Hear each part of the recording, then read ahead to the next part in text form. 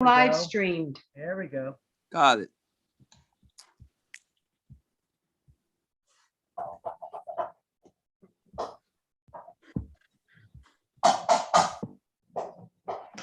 We are live. We are live. Well, welcome everybody to the Florida People's Party live stream celebration of nonprofits. We are giving thanks to all of our Florida friends who work so hard to make things happen in our state. So we are going to be hearing from Ben, who's going to be talking about the LGBTQ Center of Orlando. DeAndre, who's going to tell us about his efforts in Miami, about Flight Ground Entertainment, which helps feed the homeless. Chris Kierden with the Greater Sum in Jacksonville, Florida. And then we'll end up with Victor, who's going to talk about, we're going to have Steve Howe, who's going to talk for Vets for Political Innovation. And then end up with our very own Victor Nieto talking about Miami Caravan and how they support the people in Cuba by helping to end the embargo. So let's start with Ben. You're up first, Ben, and tell us about your nonprofit. Hi, everyone. If I can have a few seconds just to thank everyone that we helped us this past weekend in South Florida for Lauder parade, including Linda, Michelle, Cynthia, Manny, David, Victor, Asher, and of course, I was there too. They did an amazing job and we had a very excellent event and success. Thank you all. My name is Ben. I'm going to present to you the LGBTQ Center of Orlando. As I do this, I'm going to show you some pictures, if you bear with me. All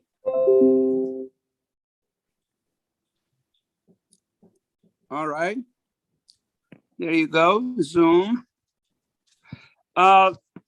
I have been working for LGBTQ Center of Orlando as a volunteer. This is going to be my 8th year. I've been doing it before the pandemic, before 5 to 9 p.m. And I've been doing it during the pandemic for the last 2 years from 5 to 8:30. LGBTQ Center of Orlando, a lot of people do not know that, is actually the oldest LGBTQ center in the state of Florida. They have been around since 1975. Can you hear me? Yes, sorry, that was over talk from the phone feed. Go ahead, Ben. Sorry. And they have been around since 1975. They had from a little building that was a few hundred, 300-400 square feet, to a rental apartment, to a rental house. Now for the last 15 years, we've had a huge building, and actually last 3 years now we have 3 buildings in the central Florida. One is in close to downtown, which is the main building. We're open 7 days a week. One is in Kissimmee that opened a few years ago. And we actually have a building now this year, most of the year, only for HIV and STI testing, which was in our main building on Mills and Mills Avenue by downtown. So our STI and HIV testing is a different building. So people have a lot of access to the 3 buildings. As I'm going through some of the pictures and history of the LGBTQ Center, I'm going to show you and introduce to you some of the activities and works that the Center in Orlando does actually. The 3 locations, as I mentioned, is in Kissimmee, 2 of them close to downtown Orlando, and I volunteer in the main building that we've had for 15 years. The center has between 8 to 10 staff, the 3 buildings. 5 of them are in the main building, 3-4 on Kissimmee, and 3-4 volunteers in the Hillcrest that they do STI and HIV testing. The center actually is run by mostly volunteers. At any given time, we have 40 to 50 volunteers available from 9 a.m. to 9 p.m., 7 days a week, to provide volunteer hours to the center. So this is how the center is run. Some of the activities the center has been doing before the marriage equality, the main goal of LGBTQ center was marriage equality, equality and rights for LGBTQ community in Central Florida, HIV testing and promotion of safe sex, and also safety of LGBTQ members in the Central Florida. However, since the Supreme Court actually passed the marriage equality, their emphasis now is mostly on equality and rights of LGBTQ, especially the ones that are domestic partner and not married. You all know they might be discriminated on at the workplace.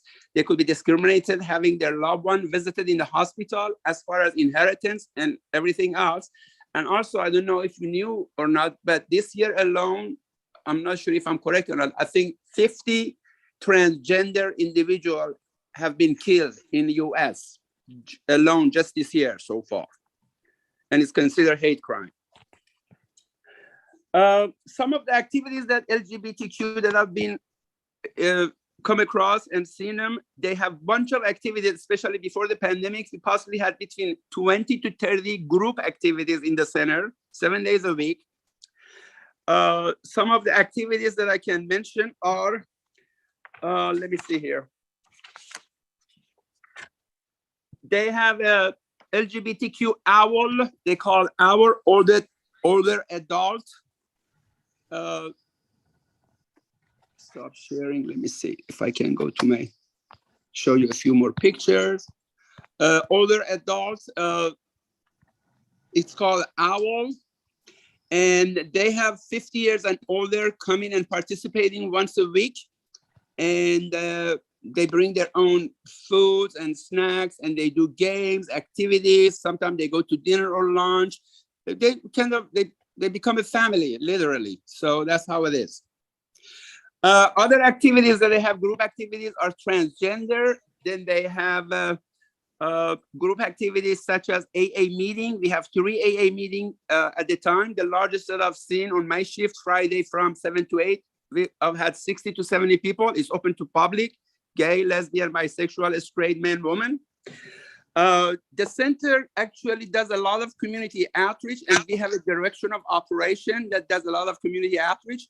If you guys notice, the Santos lately vetoed the city or the state fund for LGBTQ center to help them as far as their outreach and other programs. I think it was about half $500,000. Our executive director, George Wallace, actually got on the phone on NPR and said, you know what, even though he disagrees with them, even though it's wrong, he does not worry about it, because the same hour when that was forecasted that DeSanto vetoed the action, he got 20 calls from 20 different community organizers and corporations how they could help. And he has stated in the next 6 months, I am going to earn that $500,000 and put it in our center and help our community. Because DeSantos doesn't want it, that doesn't mean it's not going to happen. And he's done it so far. He's done a great job. In the LGBTQ center in the main building, we had 2 main living room. They're open for public. They do games, activities. We introduce 1 local artist every month from the 1st to 30th. They bring their art, they post it, and they actually sell them. They might voluntarily donate a percentage to the center. If you guys come and visit, if you're local, you see great artists in Central Florida. We have 9 rooms that are rented to the community, including Gay Chorus, Orlando Gay Chorus, Latinx, 2 of them, Zebra Coalition, which is a coalition down the street from us. They have their own center and building for LGBTQ center, that are LGBTQ members that are teenagers between age 13 to 25. However, they're renting a room in our building also to support their population. We have Mills and 50 District Real Estate. What it is, it's a lady that represents a company that it's a developer close to where we live. It occupies about 6-7 blocks. They have restaurants, apartment, parking lots, boutiques. She actually rents those places, but her office is at our center. They all pay rent to the center. We used to have a library with thousands of books. However, about 3 months ago, it was all donated to the Orange County Library in downtown.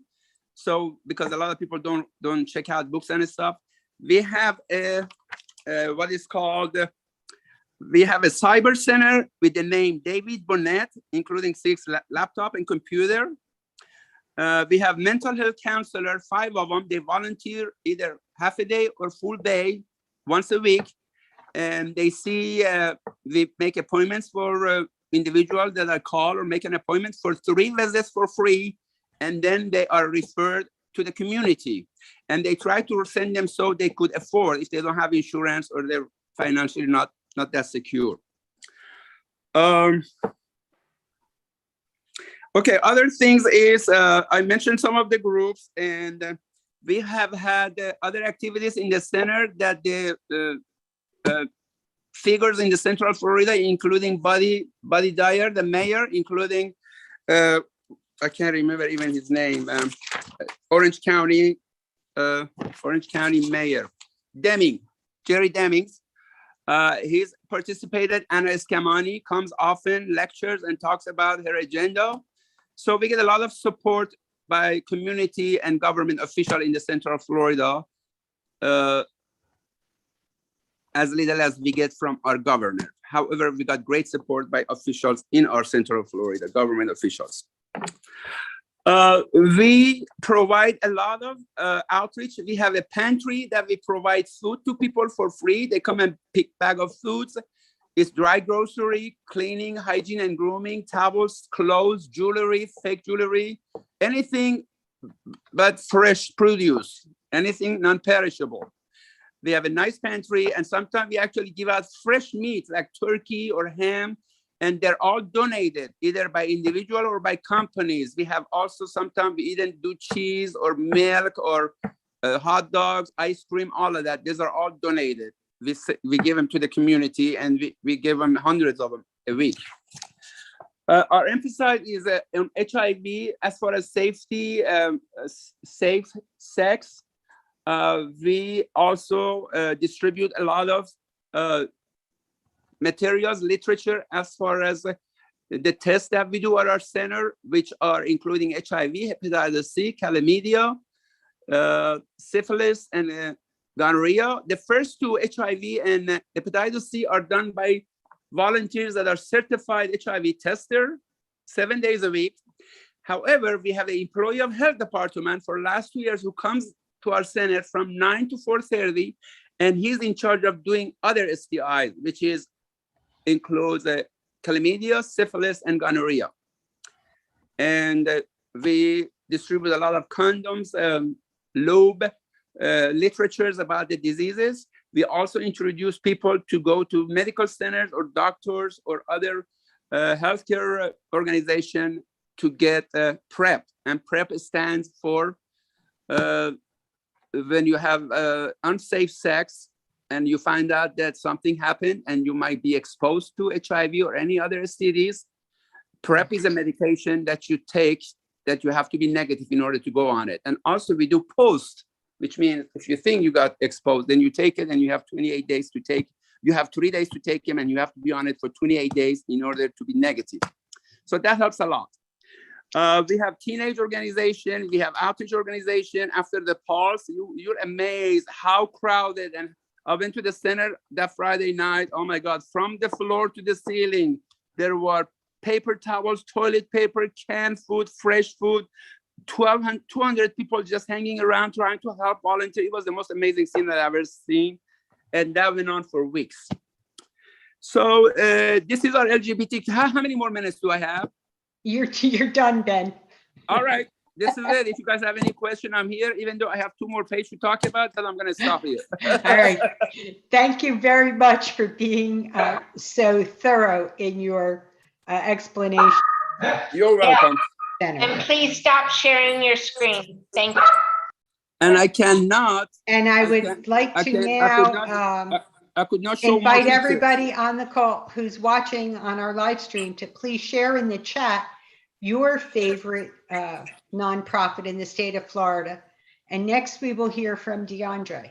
So please remember to share your favorite nonprofit in our chat. Go ahead, DeAndre. How do I get the live stream? Hey, Go ahead, DeAndre. all right. I hope everybody can hear me. So let me see here. So my nonprofit is it's not legitimate right now. It's still in the works. You know, Rome wasn't built in a day, and just how everybody here is new. We're new as well. And basically in Miami, I've been somewhat of a youth advocate and just providing different ways and opportunities for youth to especially people. It starts with mostly people that I know, and and then their associates and everything. And so definitely taking care of the community and providing outside of school continuing academic development for people who are not involved and that motivated and everything. So we've been doing a lot of different things as far as just going to social events and getting people aware about problems and community issues and social, economic, and global, and kind of try to get the youth more involved and to make them feel like a part of something, so they're just not just out there just doing whatever. And eventually, I plan on to institutionalize it in a way where the public school system, I feel like I want to eventually try to provide a safety net for that, and just find better alternatives for parents trying to just provide not only a productive lifestyle for their children, but one that's definitely doesn't require one that doesn't require independence, or codependency on things that's not even for their benefit. And but I do not have a PowerPoint presentation. I apologize, but I do have different stuff we can look up. For example, the Miami pop-up that's hosted by one of my friends. It's something that involves the entire community, and there's a different event every month, and we just try to just get everybody together. We have different vendors come and show whatever it is they're working on, and it's usually a great thing, and we've been seeing a lot of progress for it. And one thing I do independently on my own is I have different meetups with groups of people from all ages, and we basically just have just a lot of enlightened discussions, and it's been getting larger and larger and more we started something, and I don't think we're gonna be stopped. And that's basically what it is. And thank you again, everybody, for being here. I'm honored to be part of the Florida's People Party. And that's pretty much it for me.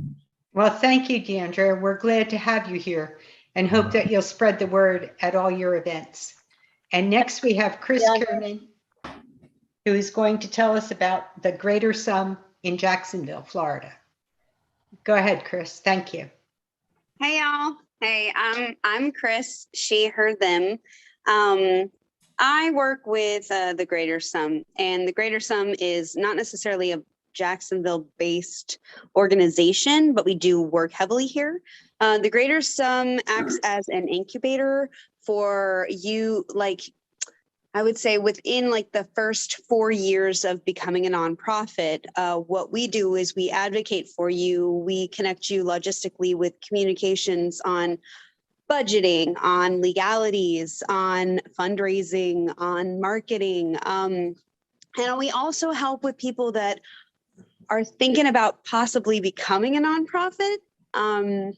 There's a huge disconnect and a huge misinformation spreader of the amount of nonprofits that we should have. It's not necessarily up to us to dictate who could be a nonprofit or who shouldn't be a nonprofit. But when people come to us seeking recommendations and advice, a lot of times they don't qualify as a nonprofit. And these are things that people wouldn't necessarily know if people didn't ask. So that's something that we also do, is we support the community in steering them in the correct direction. And if in fact they are quality nonprofit, recommendation from us, what we will do is once you have become a nonprofit, we will take bids for a incubator program. And this year, what we have done is we did it a little different, and we raised $50,000, and we are going to match all of our incubators, which are 9 of them that have actually passed through the annual summit. And what that is that our nonprofit donors get to vote on which nonprofits are going to be their favorites. And then what they do is they donate money to these nonprofits, and the greater sum matches up to $50,000. And so last year we did the same thing, and we raised $70,000 for our nonprofits, and then an additional $50,000 for them. So and we don't necessarily benefit from that, right? And something that we have been talking about a lot with nonprofits, and I'm not trying to go further into this, I know you guys have a time restriction, but we have decided as a nonprofit coalition of women, it's not on purpose, but it totally is just women. We have decided that we're going to make it our like core promise that we will always live by what is right. So we don't want to work a 40-hour work week because it's not healthy. So we have made a point that we work no more than 25 hours a week, period. We make a point to spend time with our family and put them first. We also make it a point to have equal opportunities when it comes to holidays. So instead of saying, hey, these are the holidays you have off, we give you 5 holidays plus an additional 6 if you'd like, and you get to pick where you go. You get to pick how much time you spend off work. You can go unpaid as long as you want. But if you decide that you need a hiatus from that day and you need a mental day, we will pay you. We do things the way that a real, honest organization should do things, which is why I am absolutely in love with this organization. And I actually work their media and social marketing. And I actually work with their graphic designs and their choices of colors. And I mean, I know it sounds silly, but it's who do we want to speak to, right? And we have found in the last year that our biggest demographic is 45-year-old women. And so that tells me that the majority of people that are donating to nonprofits in the Jacksonville area, the Houston area, the Savannah area, and the New York area are 45-year-old women. So those are the statistics we've gone about. So we have made it a point to bring in Black and brown women who have really great ideas for nonprofits, and we help them to make sure that they don't get into legal problems. They spend their money in the right ways. They document how they spend their money and keep them out of being investigated. Statistics show that 70% of audits of nonprofits are Black and brown. So that is all. Y'all have any questions? I have one. Sure. Has Florida's People Party been using Chris for our nonprofit so far? Have they reached you, Chris? Hello? I don't know the answer to that. I mean, yes, Carolyn is definitely, Carolyn and I have known each other for years. So okay. The answer is yes, we have a connection. So anything you guys need, if you need help with like graphics and stuff, I'm here for you. Well, again, as far as money and stuff, I think People Party could use that since we're nonprofits and you guys being so productive and active doing what you do. We would definitely not invest in any type of political organization at this time. Oh, even though we're nonprofit. No, it doesn't matter at this point. We're only contributing to innovative ideas that are going to better the lives of Black and brown people. And not to say that the People's Party is not that. I'm just saying that it is a pretty hefty incubator program. Not to say that it's not achievable, but you guys are always welcome to submit to our incubator, because we do have a yearly summit, and that summit literally just shows off all of the nonprofits, what they have to offer, and then all of our donors get to see y'all. And then at that point, they can make that decision. But I personally don't have the power to say, yes, I would love to have you in the incubator, because it is probably like a 4-month process. I guess I missed political parties don't qualify as nonprofits in that sense. No, they'd have to be a 501c4, and we don't support 501c4. Got you. Thank you. Okay. So, Chris, could you just expand a little bit? I noticed that I heard you on the radio the other night talking about retreads or rethreads. Could you just tell us a little bit about that program you helped start in Jacksonville? Well, I didn't help start it. I did not help start it. So what it is it's like, I mean, I didn't help start it, so I don't want to really go into it, but I just actually lit dropped that location, like, I think the day before yesterday. And I was like, oh, look here, this is cute. So the threads is like, I think it's like an abuse refuge, right? So when people are victims of abuse in general, we tend to back down, but when it is a victim of sexual abuse, we become mute as a whole.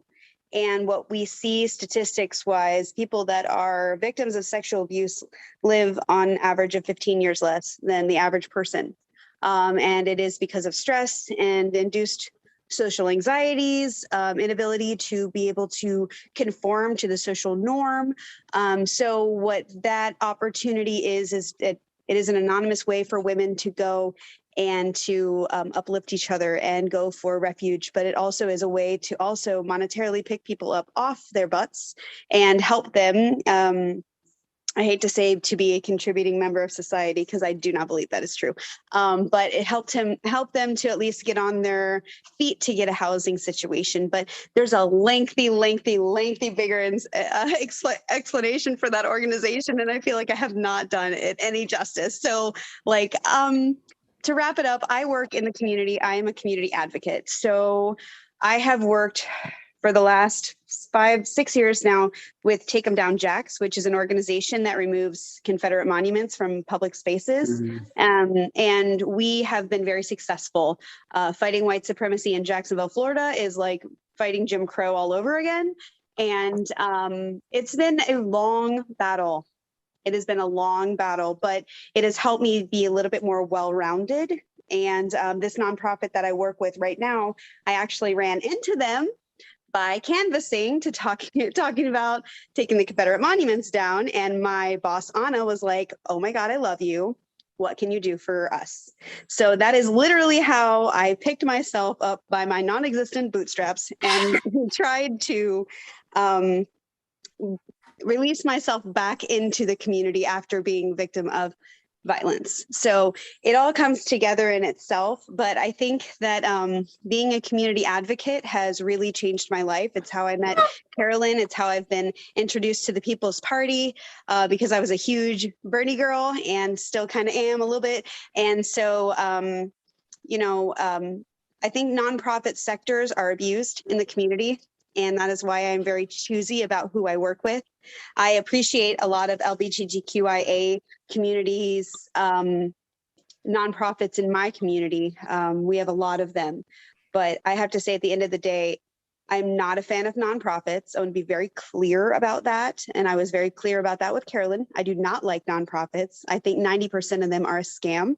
And I don't think that they should all be nonprofits. So I think that's a huge issue in society right now. Thanks, Chris. That was wonderful. And now we're going to move on to Steve Howe, and he's going to talk about Vets for Political Innovation. Take it away, Steve. You have to unmute, Steve. You're still muted. I don't know why you're not unmuting. Oh, there you go. There we go. Thank you, Carolyn. Good to see you. Chris, good to see you, and Elise. We go back a ways in the open primaries movement, but tonight I'm presenting on a political innovation that has just been starting to gain traction.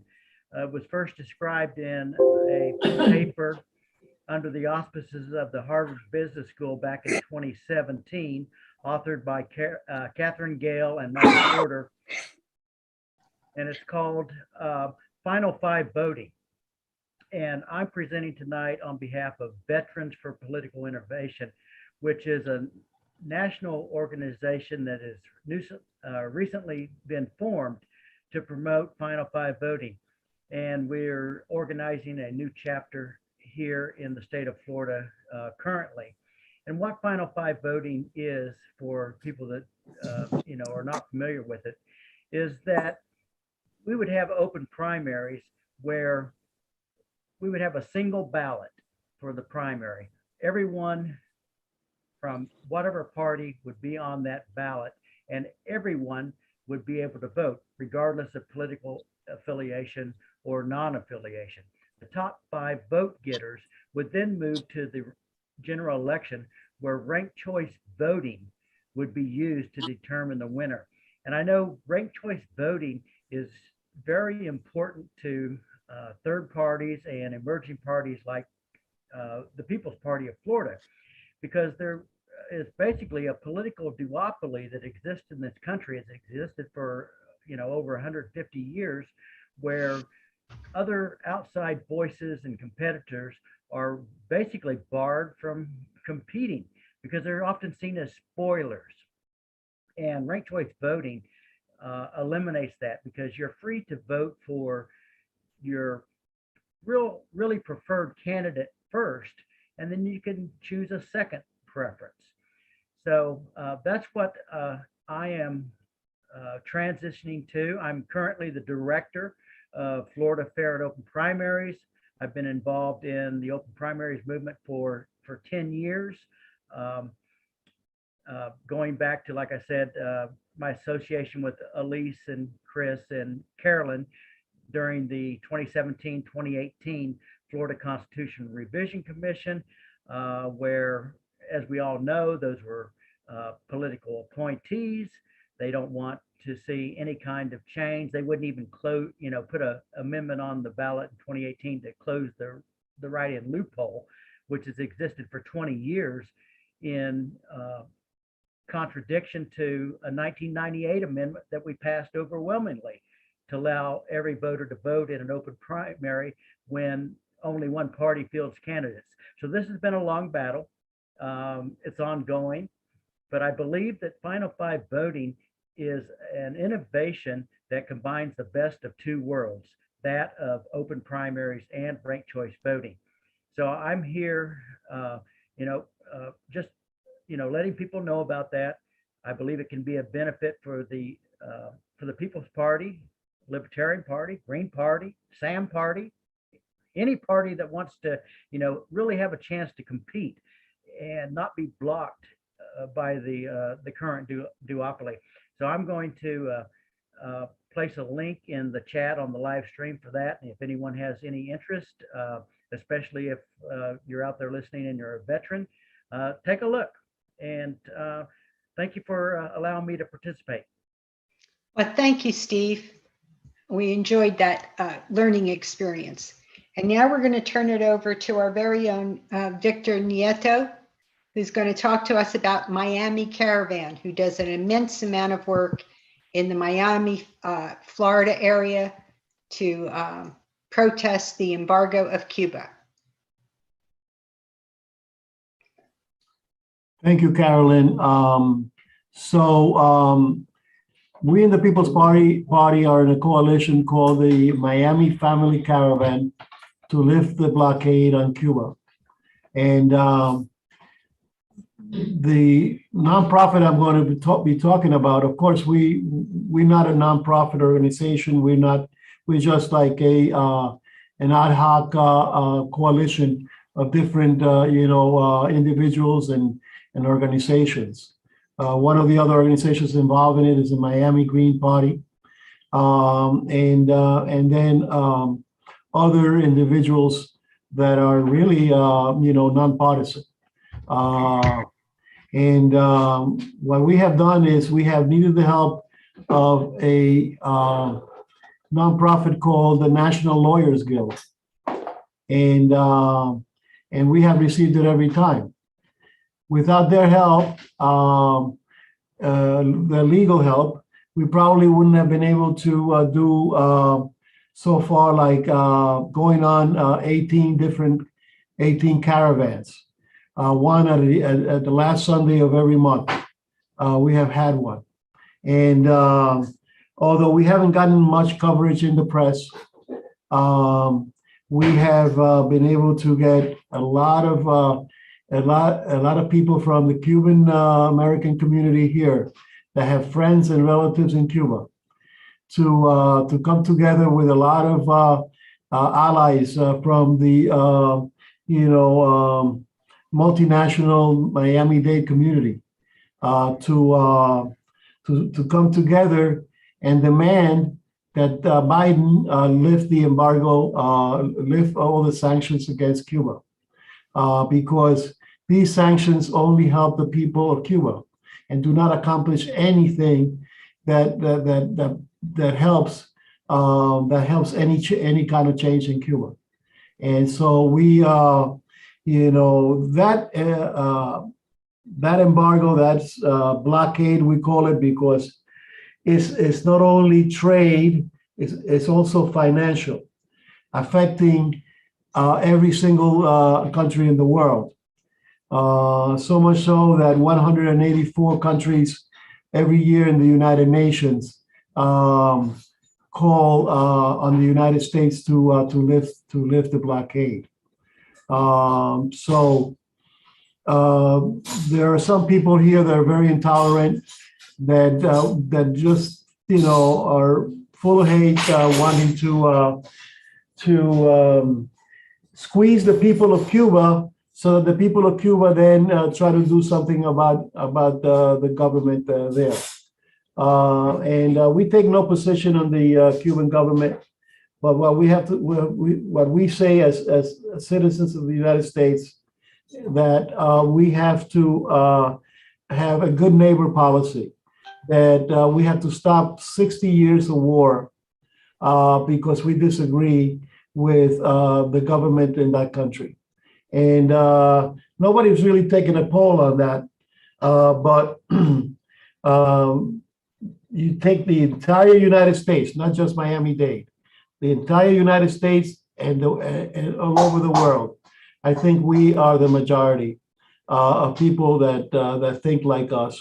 And without the help of the National Lawyers Guild, you can look them up online to see all that they do, and you'll see what a good nonprofit organization it is, and takes up cases that the American Civil Liberties Union is too busy to take, and the Center for Constitutional Rights is too specialized to take. So they're more like grassroots help, and I think that they deserve our help, and we've certainly gotten it. And the People's Party might need to go to them if we start to get repressed and denied the rights that we all have.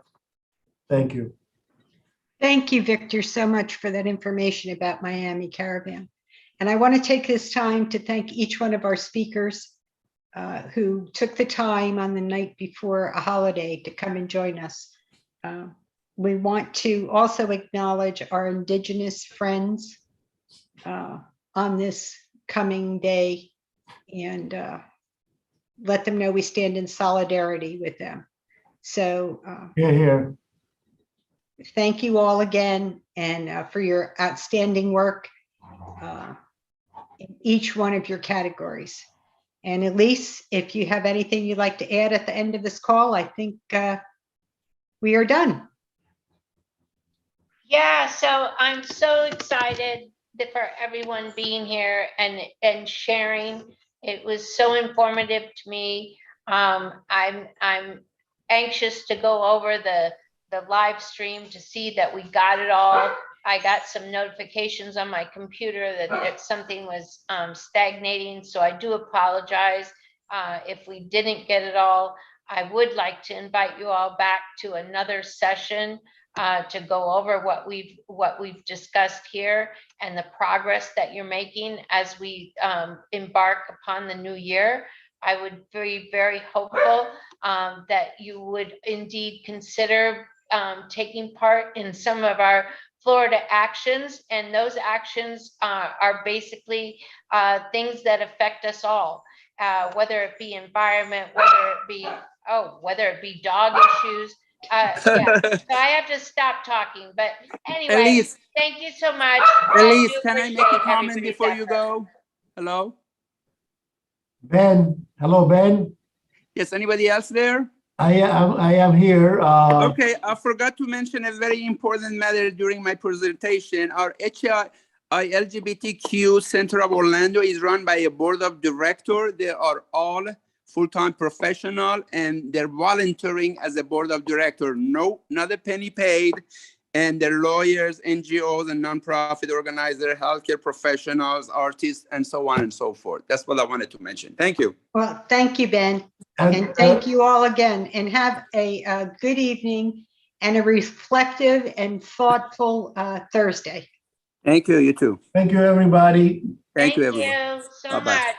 All right, good night.